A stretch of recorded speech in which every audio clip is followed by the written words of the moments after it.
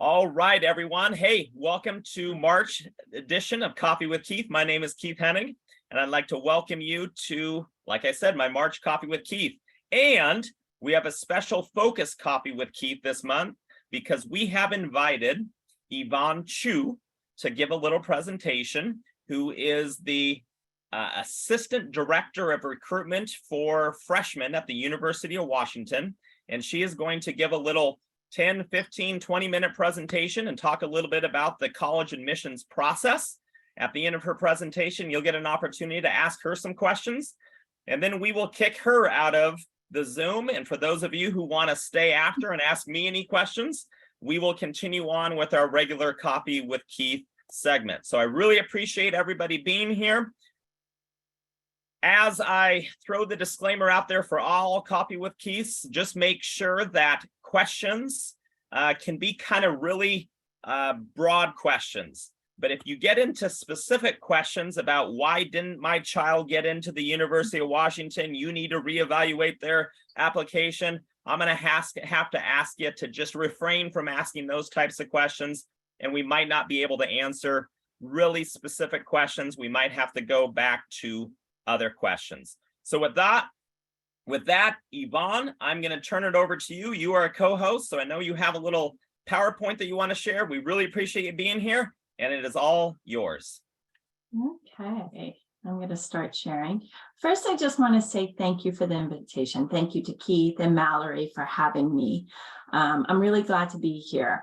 I really love talking about college admissions, and my goal for you all tonight is maybe just learn a little more about the process and generally, as well as a little more how the University of Washington looks at the applicants it receives. Okay, I'm trying to get my screen to advance here. Holistic review is where I want to start the conversation, because I feel like it's a term you've all heard. Anyone who's visited any college campus recently or attended any kind of information session on admissions has probably heard colleges and universities across America just drone on and on about holistic review. And what exactly does it mean? It's so prevalent, and I think everybody thinks they know what it means, but then when we actually talk about it, people seem to struggle with it. And I think the tension lies in the fact that it's not just about one thing. It's not about test scores. It's not just about grades, that it's a college way of evaluating students through multiple lenses, through academic, non-academic, and both of those are rooted in contextual context, right? They have a contextual layer to it that I will talk a little more about. So I just want to emphasize again that holistic review is not one thing. And a lot of people want colleges to be a meritocracy, and they want us to like single out the very best, the top kids, like they're in some sort of ranked order. And a lot of times it just doesn't work that way, because we can't look at things out of its context, out of what the student's life presented to them in terms of barriers and advantages and of their whole experience. One of my colleagues at Pomona College, a small liberal arts college in California, in Southern California, once said, like, they can't look at the test score from a student, from a child of two college professors the same way that they would look at the test scores of another student who is first generation and attends an underfunded high school, because that kind of achievement has a layer of like privilege or lack of access that we have to factor in. At the University of Washington, our review of applicants comes down to two buckets or two categories. One is academic preparation and performance, and the other is personal achievements and characteristics. And you can go online and read more about our holistic review statements. The website I gave you at the bottom. Academic preparation and performance is kind of the primary driver at the University of Washington. We're looking at the courses students take, the rigor level of those classes. We're looking at grade trends. We're looking at what else is going on in a student's life when they are taking these classes, because sometimes, they are going through difficult circumstances. So we try to take that into consideration, or what they've been able to access at their high school, and where they've gone beyond and exhausted the resources of their high school and maybe have sought additional challenge elsewhere, either through running START or through an online program or something else. But again, like, academics has to be taken into context. So even within the same school, I was at another school in Kirkland earlier today for a mini college fair, and there they have advanced placement courses, but they also have a Cambridge level, Cambridge curriculum, but not every student at that school has access to the Cambridge curriculum. It's a lottery of 60 students.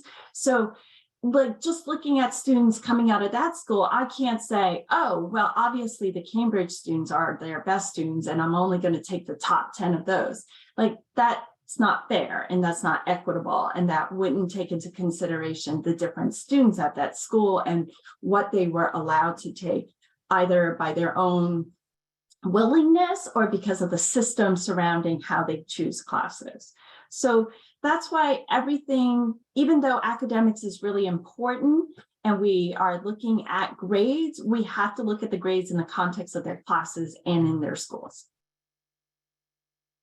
You'll notice that what we don't take into consideration at the University of Washington that some other schools do: letters of recommendation, legacy status, meaning they have parents or grandparents or siblings who attend the same institution.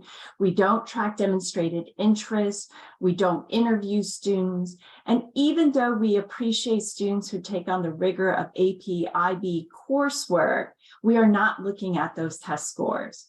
And this year, as in last year, we were test optional, meaning students could send us their SAT, ACT scores, but they were not required. They were not utilized in the initial review of their application. And it would only be used to help them if the scores provided some sort of benefit that the rest of their application did not indicate. We also lean very heavily on personal achievements and characteristics, because not only are we looking for students to be academically prepared to learn at our institution from our great professors, but we're also hoping that they will contribute to our school community and meet some of our other mission goals. And how do we determine whether or not they're suitable for that and they have that ability? Well, we're mostly looking at the activities they've been involved in high school, as well as their personal essay responses. So we're looking for leadership. We're looking for students who express a desire to help their community, to help society in general. We're looking for what obstacles and personal that they had to overcome. So what kind of personal resilience they might show. If they have special talents, if they have demonstrated intellectual curiosity, if they've had to deal with a job to support their family and balance family responsibilities, because all of that taken into consideration give us a sense of how they might be campus citizens and what they might bring to a conversation, whether it's in the dorm room or in the classroom, and how they might utilize all the resources that we have on our campus. The third thing that is a factor in the University of Washington admissions process is your major. We have over 180 majors in 13 different colleges. And in many of those majors, you can also minor, and there's no restriction. So I could be an environmental science major and still take computer science courses. We want students who are going to really take part in all these different majors. It's one of our mission or institutional goals. And I think sometimes that gets lost. We're here in Seattle. We're famous for some of our STEM majors, STEM majors are also valued in society these days. There's all this conversation about return on investment. And so many of our students, whether they know anything about these topics, they just kind of veer in that direction. But we have all these amazing professors who are winning MacArthur Genius Awards, who are getting these billion-dollar grants to do cutting-edge research in departments all across our campus. And we really want students to come who want to learn from them. And so that is a third driver in our application process. And we ask students who apply to the University of Washington to give us our first choice major. And that is where we are trying to admit most of our students. If they are qualified and admissible, we really hope to get them to start in their first choice major. We ask for a second choice major, but we're only looking at that in terms of a student's flexibility. Like if you can't study in your first choice major, are you willing to explore and study elsewhere on our campus? If so, we kind of want to give you a second shot at the University of Washington coming in to explore. So this is a slide on our 3-year average admit rates, and I was just talking to Keith and Mallory. It's a little out of date because it does reflect the pandemic years when we kind of over-enrolled. We weren't sure how students were going to behave. It's hard enough just on a normal day to guess what a 17-year-old is going to do. But when the pandemic hit, we were really at a loss. And so we over-admitted, and a lot more students also accepted our offer. This year, we were a little more conservative. I would say that the admit rate across the state is closer to 50%. And also you see here the overall GPA for admitted students for our mid 50% range. This is also over 3 years. And it is pretty high. It is an unweighted GPA. So as I said earlier, the academics does drive our admissions process, and that's why you're seeing such high GPA. Okay, see, nice, quick 10 minutes. You're all experts. You're all ready to come and work for the University of Washington's Office of Admission now. Hey, Yvonne, I just wanted to jump in here real quick and say, again, thank you for coming and presenting this quick little presentation on the admissions process. I would be remiss if I didn't also introduce a couple people here that were instrumental in getting you here, and that is Mallory Jameson and Danielle Vermeulen, who are two awesome college and career specialists down in our college and career center, and they do a phenomenal job working with students. And we have students in 9th grade that start talking to them about what they want to graduate to. And that's one thing we talk about a lot at Skyline is graduating to something. And for some of our kids, it's a 4-year school. For some of our kids, it's a 2-year school. For some of our kids, it's a trade school, the military, meaningful employment. We really don't care. We want them graduating to something. And they both do a great job working with our students and our families. So thank you, you two, for everything you've done to put this on. Okay, Yvonne, one thing that resonated with me, I think in this presentation, I'm going to turn it over to questions here in a second, is just that holistic review about how important it is that you're really looking at the entire student, right? In terms of not just academics, but also who they are as a person, what kinds of things they do in the community, what kind of extracurricular activities they're involved in. And I think that that's great. And then I also heard you say, did I hear this right, that your admission rate for Washington State residents is around 50%? Yes. So of the thousands, if 5,000 kids apply from Washington, about 2,500 get admitted, correct? Right. So last year, there was a little over 14,000 students who applied from Washington State. This year was probably closer to 15,000. Yeah. And, you know, we are going to offer probably a little over 7,000 to them. How many of them will come? Don't know, usually. And then how many students applied to the University of Washington total this year? A little over 62,000. Okay, that's impressive. And then help me answer this question. You have 62,000 essays that kids write. You read every single one of those, or not you personally, but University of Washington reads every single one of those essays? We read them twice and sometimes 3 times, especially for our Washington residents. It's one of the reasons why our application deadline is November 15th. A lot of people think that's crazy early, but it's so that we have all those months up until March to be reviewing these applications. It really takes all of our time to read these applications over and over again. Okay. Well, I want to turn it over some questions. So, Yvonne, can you stop sharing just so I can Yes. see more people on here? You don't want to see our husky doves? And there's a couple ways that people can submit questions. Number one, you can use the chat if you want to submit a question, and that goes to our host, to me, and I can read some questions. And then that might be the easiest way so that I can read through them and kind of combine like questions and direct them to you. I got a first question here about our IB program. We have probably at Skyline one of the strongest, biggest IB programs in the state, if not the country, to tell you the truth. In recent years, our IBCP program has been growing leaps and bounds. And I would probably say our IBCP program is probably one of the biggest in the country. Can you talk?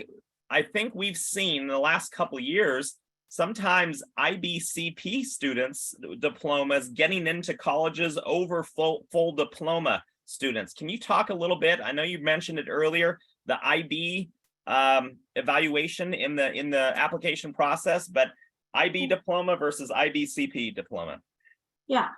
I mean, first of all, we do like the International Baccalaureate diploma. It's very comprehensive, it's very rigorous, so it is highly viewed, especially when students pursue the full IB diploma. We understand that that takes a lot of commitment from that student.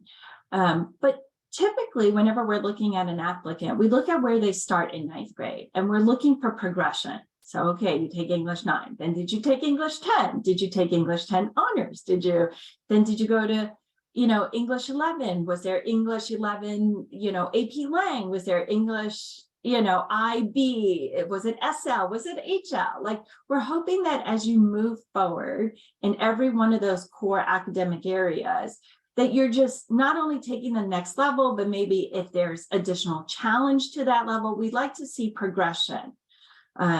So we like to see progression in math, we like to see progression in world language, we like to see progression in social sciences. We like breadth and depth and rigor. So if you walk away with anything tonight, it's breadth, depth, and rigor. So, whether they do the CP or the full, it's the student next level. I think where sometimes students get a little frustrated with us is like when they stop. Like, I've done my 2 years of world language. I'm just gonna now I'm gonna jump ship and I'm gonna do all this business stuff. It's great. We love business. We have a great business program. But when you stop progression in one of the core academic areas, we like to see okay, what did you fill that space in with? And sometimes, while business is great, sometimes students choose areas where there's not the same rigor as if they were to stay in world language or whatever other topic they kind of shifted away from. So if I have to be honest, I think being a very pointy kid, like where you have one or two extreme foci, you have to then demonstrate okay, what else did you do with that time? How did you shift your attention, and in what ways were they also maybe intellectual in nature? Perfect. Thank you very much. I got another question here. It says, what looks better, Running Start or IB? Yeah, they're not. So Running Start are college courses taken on the college campus. So in theory, they could be as rigorous as IB, but not all Running Start courses are the same, just like not all IB courses are the same, and just not all AP courses are the same. So it depends on the running start classes you take. Because community college often gives students a placement exam, some students are actually hurt by that. They go over to the community college where they might be put in a different, like less rigorous track than had they stayed at their high school, where that rigor is present. And then sometimes I also ask, like, why are you leaving if your high school offers you so much, you know, such rich and a rich program? Why are you choosing? I have seen students in IB programs in 9th and 10th, they're getting all A's. They move over to their community college where they kind of have less of a personal touch, less like the connection's not as supportive with their professors there, and then their grades drop. So, and then I think, oh, had they just stayed at their high school and in their IB program, they probably would have been a more competitive applicant in our pool. Right. I got a question here about, you kind of touched on this already in your presentation, but just the SAT, ACT tests. Today at Skyline, actually, our 11th grade students who signed up were able to take the school day SAT, and we had hundreds of kids in our gym today for 4 or 5 hours taking the SAT. And I love that we can offer that to our students, because I know my son goes to a different school district and they do not offer that. And it forces us to drive to Bonnie Lake on a Saturday to take the SAT. So I would just, this question just about your advice around SAT, taking the SAT, ACT. So, I mean, taking the PSAT is great, actually, because a lot of schools still recognize the National Merit Finalist designation, and sometimes they'll give you additional merit scholarships for it. Like my last institution that I worked at USC, if you were a National Merit Finalist, they would give you a presidential scholarship, which could, I think it was worth like $40,000 a year. So that's nice, right? So I'm not discouraging of students who want to take test scores. And I love that colleges are just kind of putting it into context, like I said earlier. Obviously, if you're coming from a well-resourced school, the expectation is that you would have good scores, probably definitely above the national average. So I think a lot of parents are going to struggle with, like, well, what additional information will this test score tell about my child that might be useful for admissions offices? And my only advice is to ask each admission office that your child is interested in applying to what their test policy is. At University of Washington, we really will not hurt a student because of their test score. If it can help them, we will use it to elevate their application if we can. Great. Hey, I got a question here. You talked about the admission rate is around 50%, and that means you have about 50% of students who applied and are disappointed that they didn't get into the University of Washington. And can you talk a little bit about the appeals process and what that looks like, and wait list, and just give people a quick rundown of how that works, and how people can continue to get into the University of Washington, even though initially they were said not today? Yeah. The students whose application were denied, first and foremost, it's never a reflection on their achievements, who they are, their worth, their potential, their abilities. It's not. And I'm always reminded by something my college president told me. He was like, everybody peaks and blossoms at different times, you know? And so he considered himself a late bloomer, and yet he managed to become president of an Ivy League college. So he self-described himself as a B student in high school. And I'm like, okay, you know, like, I think that's fair. So some of the students I would suspect that a good many of the students who were denied by the University of Washington from Skyline probably were very solid students, but picking some of our more popular programs like computer science, computer engineering, Foster School of Business. Those get so many applications from very, very, very strong applicants. And it's just hard. We don't have the funding. We don't have the seats to let in everyone who wants one and who's qualified to have a seat in those programs. So we have to make some harder decisions. This year, we have a wait list for computer science. So some students, some students were not admitted to computer science directly, but were admitted as pre-science majors into the University of Washington and told that they're on a wait list for computer science or computer engineering. And then this year, we also have a general wait list into the University of Washington. It's much smaller than years past, and because we also were very conservative with our offers of admissions this year, there's a good chance that we'll probably utilize our wait list.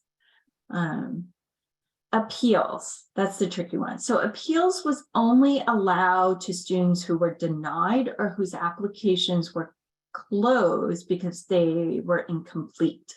Those students can complete a form, let us know, well, if they were incomplete, give the documents that were needed.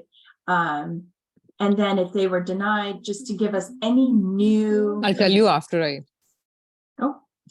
new compelling information that was not included in their original application. Perfect. Here, I got another question here about, you talked about the cumulative GPA average for students that that were admitted to the University of Washington.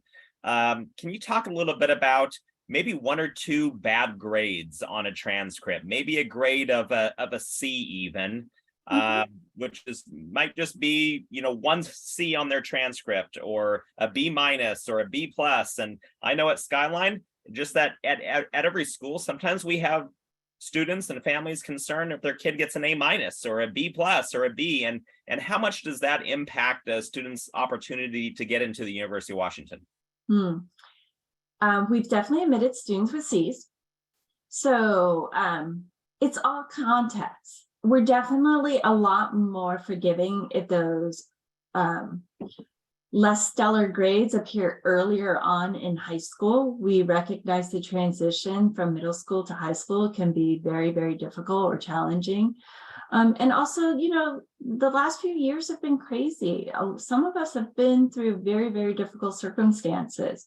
So if you can talk about what was happening when you received some of those less than stellar grades, then please do. Don't, pass up that opportunity to give us more context. We also look like, if you get one C, what happens next? Like, do you give up, turn away, never touch that subject matter again? Or do you come back at it even harder? Okay, maybe I got a C in that first semester of pre-calculus, but then I came back with an A in my second semester of pre-calculus, and now I'm taking AP calculus. It's what are you doing next too? And that, if we see that there's still progression, that there's improvement, it's a very soft C in our mind. Great. Hey, can you chat a little bit about students in Washington State who have an AA? So at times, students can graduate from high school along with their AA through the Running Start program. And then I know that we have a lot of students who, go to a two-year school, to a community college after they graduate from high school. They get their AA. What does that look like in terms of getting into the University of Washington after they get their AA?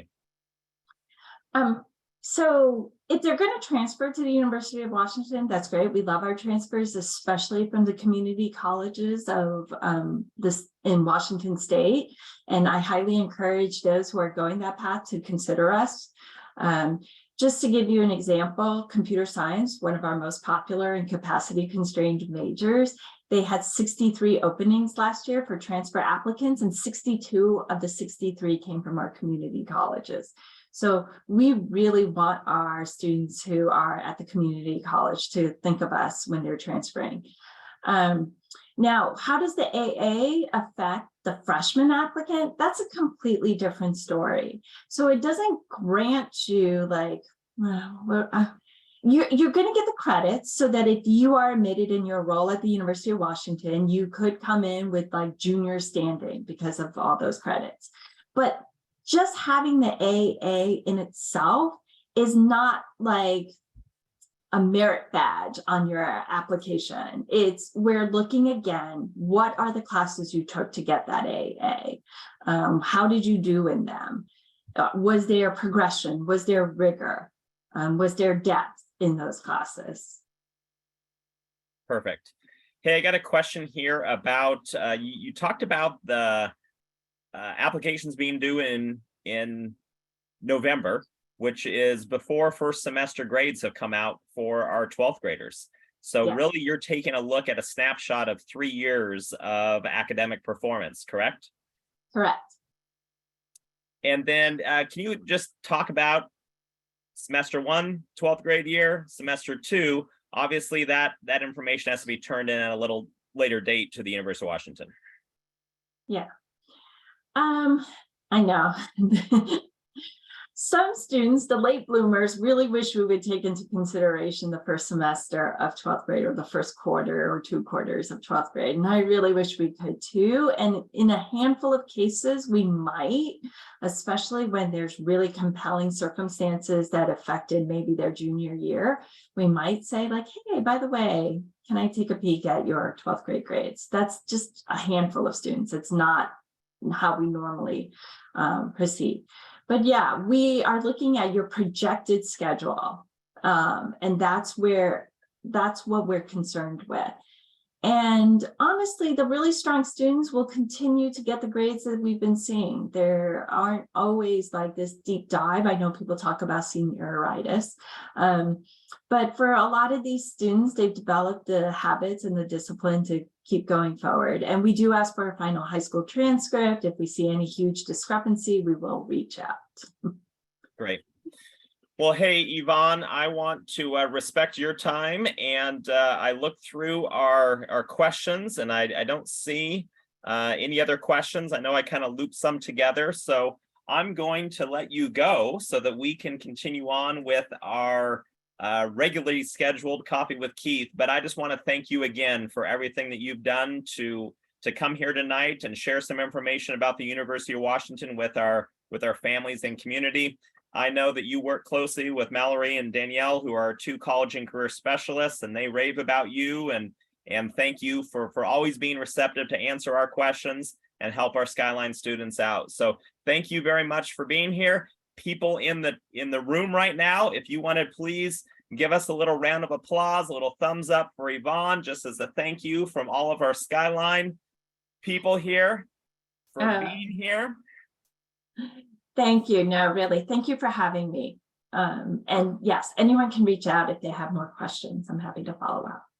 Okay. So enjoy your evening. Okay, we'll see you later, Yvonne. Bye.